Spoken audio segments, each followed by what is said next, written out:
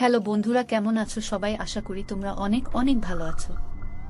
আর তোমাদের আশীর্বাদে আমিও অনেক ভালো আছি। প্রিয় বন্ধুরা, আমার নাম নূপুর। আমি আজকে আমার জীবনে ঘটে যাওয়া একটি বাস্তব ঘটনা তোমাদের সাথে শেয়ার করতে যাচ্ছি। আশা করি গল্পটি শুনলে তোমাদের মেশিন দাঁড়িয়ে যাবে এবং তোমরা মাখন ফেলতে বাধ্য হবে। তাই হাতের কাজ করার সমস্ত জিনিসপত্র কাছে নিয়ে গল্পটা শোনার জন্য রেডি হয়ে যাও। তো আর কথা না বাড়িয়ে চলো আমরা মূল গল্পে চলে যাই। তিথিকে যখন বিয়ে করি তার বয়স তখন 14। সম্পর্কে আমার ফুফাত বোন। আমার দাদির ইচ্ছায় বিয়েটা হয়েছিল। পরিবারের বড় ছেলে হওয়ায় আমাকে এই কুরবানির শিকার হতে হয়েছিল। ওকে যখন বিয়ে করি আমার বয়স তখন 26। বুঝতেই পারছেন, দুজন দুই গ্রহের বাসিন্দা। দাদিও ছিল শেষ পর্যায়ে, কোনো রকম হাঁটতে চলতে পারত। তাই একদিন বাবা ও আর ফুফুকে ডেকে এই কুরবানির ব্যবস্থা করে। তার এক কথা, নাতবু দেখে যাবে আর তিথির সাথেই আমার বিয়ে দিবে। তাই তো এক প্রকার জোর করেই তিথির সাথে আমার বিয়েটা হয়েছিল। অনিচ্ছা সত্ত্বেও দাদির জোড়াজুড়িতে বসর ঘরে ঢুকতে হয়েছিল। ঘরে ঢুকতেই রোবটের মতো খাট থেকে নেমে সালাম করা শুরু করলো। করছে তো করছেই, আমি কিছু বলছি না। প্রায় 2 মিনিট করার পর ধমক দিয়ে বললাম, কিরে কি করিস? তিথি, সালাম করি। তা তো দেখতেই পারতেছি এতক্ষণ ধরে সালাম করতে হয়। নানি তো বলছে আপনি যখন আমাকে উঠাবেন তখন সালাম করা বাদ দিতে। ওর কথা শুনে তো আমার পেট ফেটে হাসি পাচ্ছে। তো আর কি কি বলছে তোর নানি? আরো অনেক কথা বলছে। কি কি বলছে? পেটে হাসি চেপে রেখে বলছে আপনার বুকে মাথা রেখে রাতে ঘুমাতে আপনি যদি আমাকে জড়িয়ে ধরেন আমি যেন বাধা না দেই, চিৎকার চেঁচামেচি যেন না করি। হয়েছে, এবার থাম, চল খাটে বসে পড়। নানি বলছে আমাকে কুলে করে নিয়ে যেতে। তিথি কানের নিচে একটা চটকানা দিয়ে দাঁত ফালায় দিমু। ওরে কুলে করে খাটে নিতে হবে? যা খাটে যা। ও এইবার বুঝছি নানি কেন চিৎকার করতে না করছে। কি বুঝছস?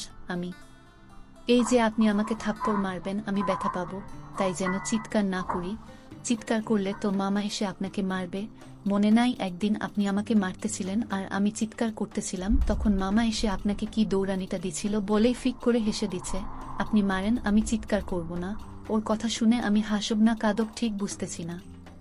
কি হলো, মারেন না হলে কুলে করে বিছানায় নিয়ে যান। ওই তোর সাহস একদিনেই বেড়ে গেছে, আমার কথার উপর কথা বলিস। যা বিছানায়, ধমক দিয়ে। ও আবার আমায় খুব ভয় পায়। ভয়ে কাঁপতে কাঁপতে বিছানায় গেল। আমিও বিছানায় গিয়ে হাতে থাকা একটা জামা ওর হাতে দিলাম। কিছুদিন আগেই ও আমায় ফোনে বলছিল, ভাইরা এবার আসার সময় আমার জন্য একটা হলুদ কালারের জামা নিয়ে আসবেন। ওটাই আজ দিলাম। চ্যানেলটি সাবস্ক্রাইব করে রাখুন, তাহলে পরবর্তী ভিডিও দিলে আপনার কাছে নোটিফিকেশন চলে যাবে। ভাইয়া এটা কি? তিথি খুলে দেখো। ওয়াও, অনেক সুন্দর হয়েছে ভাইয়া। থ্যাংক ইউ বলেই গালে একটা চুমু দিল। আচ্ছা আপনি এমন কেন? কেমন আমি? এই যে ড্রেসটা এখন দিলেন, আগে যদি দিতেন তাহলে এটা পরেই আসতাম। কি শাড়ি পরাইছে? আমি পরবই না, তারপরেও বলে বিয়েতে শাড়ি পরতে হয়। আচ্ছা ভাইয়া, বিয়ে কি? তোর অত কিছু জানতে হবে না, শাড়িটা খুলে এটা পরে আয়। শাড়ি পরে ঘুমাতে পারবি না? আচ্ছা বলেই শাড়ি খুলতে লাগল। ওই কি করিস? কেন আপনি না বললেন এটা পরতে? বলছি তাই বলে কি এখানে? কেন কোনো সমস্যা? না কোনো সমস্যা নাই। যা বাথরুমে গিয়ে হাত মুখ ধুয়ে ওখান থেকে কাপড় পরে আয়। আচ্ছা বলেই বাথরুমে চলে গেল। কিছুক্ষণ পর ড্রেসটা পরে এসে বলতেছে, ভাইয়া কেমন লাগছে আমাকে? সুন্দর লাগতেছে, মামা মামিকে দেখিয়ে আসি।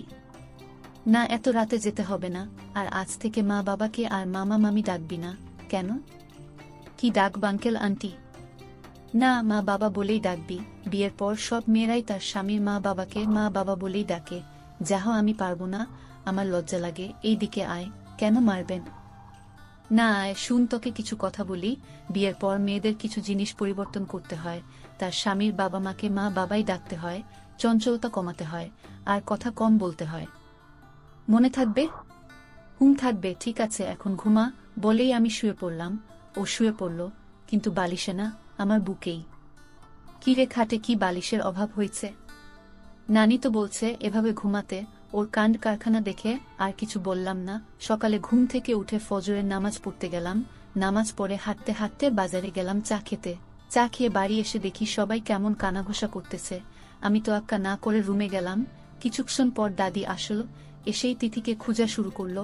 আমায় বলতেছে, কি নাতি, আমার নাতনিটারে কই রাখলা দেখি, একটু কেমন হলো? তোমার নাতনি আগে যেমন ছিল তেমনি আছে, তাকেই আমার নাত বুতা। তোমার নাত বউকে কি আমি পকেটে করে নিয়ে বসে আছি যে আমায় জিজ্ঞেস করতেছ? কি বলিস? ও তো বের হই নাই, আমরা তো মনে করলাম তুই রুমে, তাই এদিকে আসি নাই। কি বল? আমি তো ওকে ঘরে রেখেই নামাজে গেলাম, তারপর সারা বাড়িতে ওকে খোঁজার ধুম পড়ে গেল, চিৎকার করে ডেকেও কোনো পাত্তা নেই, কোথাও পাওয়া গেল না। আমার মনে হঠাৎ সন্দেহ জাগল, ও কি তাহলে? যেই ভাবা সেই কাজ, দৌড়িয়ে পুকুর ঘাটের আম বাগানে গেলাম। যা ভাবছিলাম তাই, গাছ বান্দর গাছে বসে আম খাচ্ছে। কিরে, ওখানে কি করিস? ভাইয়া, আম খাচ্ছি, খাবেন? দাঁড়া, তোর আম খাওয়া বের করতেছি, আজ তোর পা ভেঙে দিব। তোরে যে এত মানুষ ডাকতেছে শুনিস নাই? বলেই লাঠি খোঁজা শুরু করলাম। শুনছি তো, শুনছস, কথা বললি না কেন?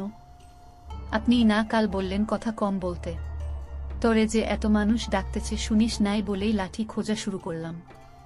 শুনছি তো, শুনছস, কথা বললি না কেন? আপনি না কাল বললেন কথা কম বলতে। গাদি, কথা কম বলতে বলছি, তাই বলে এই না যে কথা বলতে নিষেধ করছি। ছাগলের মতো যে সারাদিন ম্যা ম্যা করস সেটা কমাইতে বলছি, ভুল হয়ে গেছে। এখন নেমে আয় বলছি। মারবেন না তো? অসহায় ভাবে মুচকি হাসি দিয়ে, না মারব না, এবার নেমে আয়। লাঠিটা তাহলে পুকুরে ফেলে দেন, তারপর নামব। আচ্ছা, ফেলে দিলাম, এবার আয়, সাবধানে নাম, একটু সরে দাঁড়ান। কেন লাফ দিব? তুই কিন্তু সত্যি আজ মার খাবি। মাগো গেছে রে, পাটা ভেঙেই গেছে। মেজাজটা গরম হয়ে গেল। কি আর করা, কোলে করে ঘরে নিয়ে আসলাম। বাড়ির ভিতরে এসে পড়লাম বিপদে। সবার মুখে এক কথা, কি ডাকাত ছেড়ারে, ছেড়িটারে কি করছে। কিন্তু কেউ তো জানে না যে সে গাছ থেকে পড়ে পায়ে ব্যথা পাইছি, তার জন্য ঠিকমতো হাঁটতেও পারছে না। সবাই তো ভাবতেছে অন্যটা, আমার তো লজ্জায় মাথা কাটা যাচ্ছে। অবস্থা ব্যক্তিক দেখে আমি দাদিকে বুঝিয়ে বললাম। পরে দাদি এই লজ্জার হাত থেকে বাঁচাইল। বাড়ির মাঝখানে গিয়ে মোকে জোরে ডাক দিল। মা সামনে আসতেই মাকে বলল, বয়ামা দেখ, তোমার ছেলের বউ এর কাণ্ড। এই সকাল বেলা গিয়ে গাছে উঠে কেমন পাটা ভেঙে আনল। এটা শুনেই মা দৌড়িয়ে আসল। তোরে কতদিন বলছি গাছে উঠবি না, তারপরও কেন আমার কথা শুনস না? দাঁড়া, আমি এখন তোর মাকে ফোন দিতেছি, বলব তুই গাছে উঠে পা ভাঙছিস। হি হি হি। কিরে বেহায়া, হাসতেছিস কে? আজ থেকে তো তুমিই আমার মা, তুমি আবার কাকে বলবা? মায়ের মুখে একটা খিউসির রেখা ভেসে উঠল। তোকে কে বলল? নীলয় ভাইয়া বলেছে। আরো বলেছে। আর সাথে সাথে দাদি মুখটা চেপে ধরল, আর আমি দৌড়ে ঘরের ভিতর। মাও মুচকি হেসে চলে গেল। কিরে, তুই নীলয়কে ভাইয়া বলে ডাকিস কেন? কি ডাকব তাহলে? ভাইয়া হয়, ভাইয়া বলে ডাকব না। দূর পাগলি, স্বামীকে কি কেউ ভাইয়া বলে ডাকে? কি বলে ডাকে? কিছুই ডাকতে হবে না, আপনি করে বলবি, আর বেশি দরকার হলে আকার ইঙ্গিত এ ডাকবি। কিভাবে? এই শুনছেন? ওগো শুনছেন? এইভাবে। ও আচ্ছা, ঠিক আছে। তারপর আমাদের গোসল করিয়ে চেয়ারে বসিয়ে রাখছে। বান্দর কি আর সভ্যতা বুঝে? তিথিও তেমনি। একবার এই দৌড়াচ্ছে তো আরেকবার ওইদিকে, একবার তো শাড়ি খুলে এসে নাচা নাচি শুরু করছে। মা আবার তাকে ধমকিয়ে শাড়ি পরিয়ে আমার পাশে বসিয়ে দিয়ে গেল। তিথি, এখানেই থাক, উঠবি না, আমি একটু ওই দিকটা দেখে আসি বলে খাবার দিকটা দেখতে গেলাম। কিছু দূর যাওয়ার পরই তিথি চিৎকার করে ডাকতেছে, ওগো শুনছেন? তিথি, এখানেই থাক, উঠবি না, আমি একটু ওই দিকটা দেখে আসি বলে খাবার দিকটা দেখতে গেলাম। কিছু দূর যাওয়ার পরই তিথি চিৎকার করে ডাকতেছে, ওগো শুনছেন? মাথাটা পিছন ফিরতেই আবার বলতেছে, ওগো এই দিকে একটু আসেন না। বাড়ির মধ্যে সবাই আমার আর ওর দিকে তাকাচ্ছে আর হাসতেছে। বলির পাঠার মতো আমি শুধু দাঁড়িয়ে আছি আর দাঁতে দাঁত কামড়াচ্ছি, এছাড়া করার কিছুই নাই। কারণ ওর চিৎকার শুনে বাবাও চলে আসছে। এখন কিছু বলতে গেলেই উল্টা আমারই বিপদ। বাবাও মুচকি হাসছে। কিরে নীলয়, তিথি ডাকতেছে, শুনতেছিস না? হা করে গাধার মতো দাঁড়িয়ে আছিস কেন? এইদিকে আয়। হ্যাঁ বল, ডাকতেছিস কেন? কি হয়েছে কিরে? তুই কি তিথিকে এখন তুই করে বলিস? হ্যাঁ, ওকে তো আগে থেকেই তুই করে বলি, আগের কথা ভুলে যা। আর একবার যদি তুই করে বলিস তোর খবর আছে। তিথিমা, তোকে যদি তুই করে বলে আমায় বলবি। ঠিক আছে বাবা। তাহলে কি বলে ডাকো বাবা?